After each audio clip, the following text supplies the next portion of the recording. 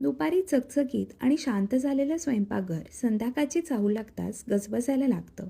चहाचं आदान ठेवलं जातं आणि आल्याचं दरवळ पसरतो. कुणासाठी कडक चहा तर कुणासाठी थोडा हलका.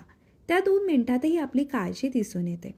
कोणी खेळून येतं, कोणी कामावरून थकून येतं, पण चहाचा पहिला घोट घेताच तरतरीतपणा येतो. आणि मग आपल्याही मनात येतं, चला आजचा दिवसही निभावला.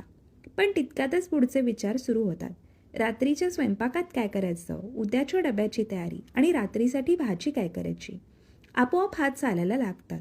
हळूहळू तिन्ही सांजेची वेळ होते आणि पावलं देवघराकडे वळतात. देवघरात दिवा लावला जातो आणि त्या दिव्याच्या प्रकाशात देवघर उजळून जातं. उदबत्तीचा सुगंध घरात पसरताच प्रसन्न वाटायला लागतं.